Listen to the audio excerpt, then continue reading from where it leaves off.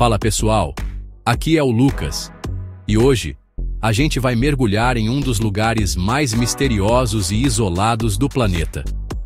Quando a gente pensa na Coreia do Norte, o que vem à mente? Desfiles militares gigantescos, líderes supremos com poder absoluto e uma população que parece viver em uma realidade completamente diferente da nossa.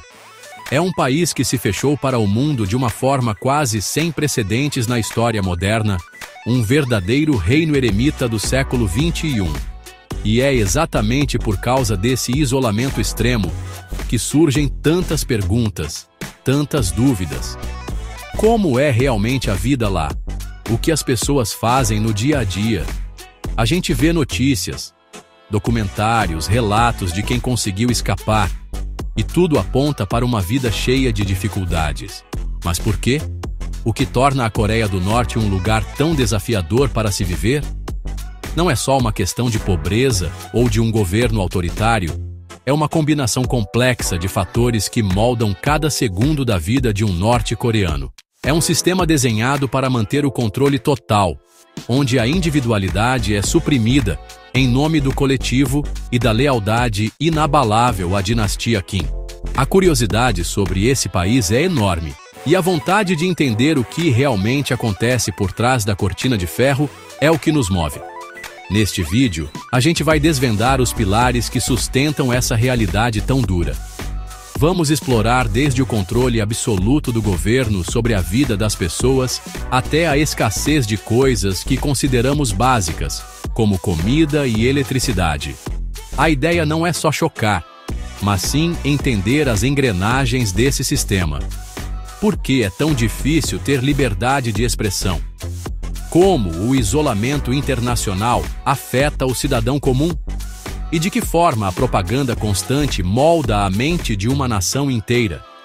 Então, se prepara, pega sua água, porque hoje vamos fazer uma viagem profunda e reveladora para entender por que morar na Coreia do Norte é um dos maiores desafios que um ser humano pode enfrentar. Para começar a entender a Coreia do Norte, a gente precisa falar sobre o controle. E não é um controle qualquer. Imagina que cada passo que você dá, cada decisão que você toma, é, de alguma forma, monitorado ou ditado pelo governo. Desde o momento em que um norte-coreano nasce, o Estado já tem um plano para ele. O sistema Songbun classifica cada cidadão em categorias de lealdade. Media Group, Infographic showing North Korean Songbun System, Songbun Classification Chart, Official documents about Songbun in North Korea, Stocko distribute equally, leal, vacilante ou hostil. Essa classificação, baseada na história da sua família, vai definir tudo na sua vida. Media Group, North Korean University Students in Classroom, North Korean Workers in Factory, Families receiving food rations, North Korean Residential Apartments, stocks e distribute equally, a universidade que você pode ou não frequentar, o emprego que você terá, onde você vai morar e até mesmo a quantidade de comida que sua família recebe. Não existe a ideia de escolher uma carreira. O Partido dos Trabalhadores da Coreia decide onde suas habilidades são mais necessárias para o Estado, e é para lá que você vai. E esse controle se estende para dentro de casa. A televisão e o rádio só têm canais estatais, que transmitem 24 horas por dia uma programação de propaganda, enaltecendo os líderes e o regime. A internet, como a gente conhece, simplesmente não existe para a população em geral. O que eles têm é uma intranet nacional chamada Kwangmyong, uma rede fechada com pouquíssimos sites, todos aprovados e controlados pelo governo. É uma bolha de informação criada para que a única verdade conhecida seja a verdade do regime. Até mesmo o seu corte de cabelo pode ser um problema. Existem penteados aprovados pelo governo, e qualquer coisa muito ocidental ou fora do padrão é vista com desconfiança. É a vigilância total, a ausência completa de privacidade e autonomia, onde o Estado é o grande irmão que tudo vê e tudo controla. Agora, e se você discordar de algo? E se no fundo você achar que esse sistema todo é injusto? Bom, na Coreia do Norte, pensar é livre, mas falar pode custar a sua vida e a da sua família. A falta de liberdade de expressão é um dos pilares mais brutais do regime.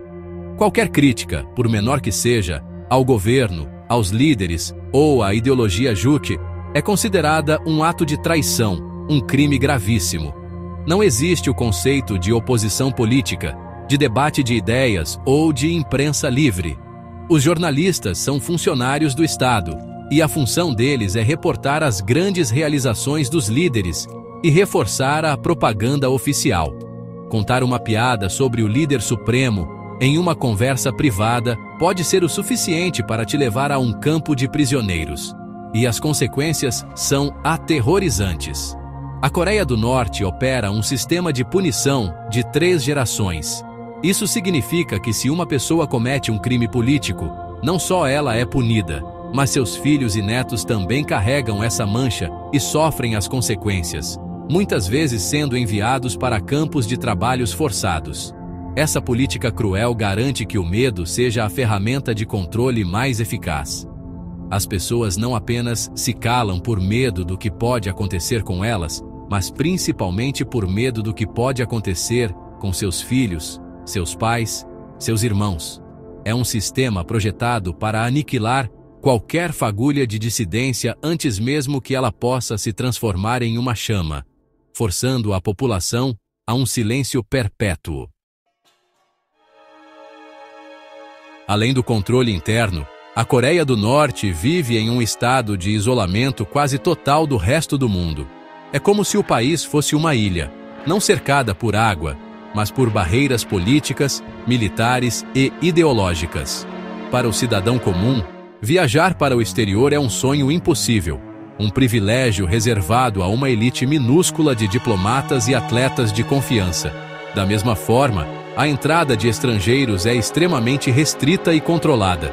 Turistas que conseguem visitar o país são acompanhados o tempo todo por guias do governo, seguem um roteiro pré-aprovado e são proibidos de interagir livremente com a população local.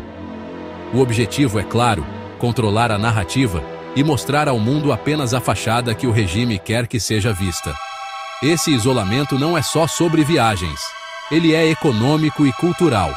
Décadas de sanções internacionais, impostas por causa do programa nuclear do país, estrangularam a economia norte-coreana. A falta de parceiros comerciais significa que é muito difícil importar produtos, tecnologia e até mesmo ajuda humanitária.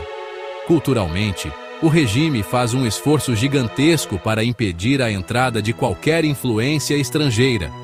Filmes de Hollywood, músicas de K-pop da Coreia do Sul, livros e roupas da moda são considerados veneno capitalista. Ser pego consumindo essa mídia ilegal, geralmente contrabandeada em pendrives, pode levar a punições severíssimas, incluindo prisão em campos de trabalho forçado. É uma tentativa desesperada de manter a população em uma bolha, ignorante sobre como é a vida no resto do planeta. Toda essa estrutura de controle e isolamento tem uma consequência direta e brutal na vida das pessoas: a escassez. Para a grande maioria dos norte-coreanos, a vida é uma luta diária por recursos básicos que nós consideramos garantidos. A comida é um dos problemas mais crônicos. O sistema de distribuição pública de alimentos, que deveria garantir o sustento da população, frequentemente falha. A agricultura do país é ineficiente, sofre com a falta de equipamentos modernos e é constantemente atingida por desastres naturais, como secas e inundações. Isso resulta em uma insegurança alimentar generalizada.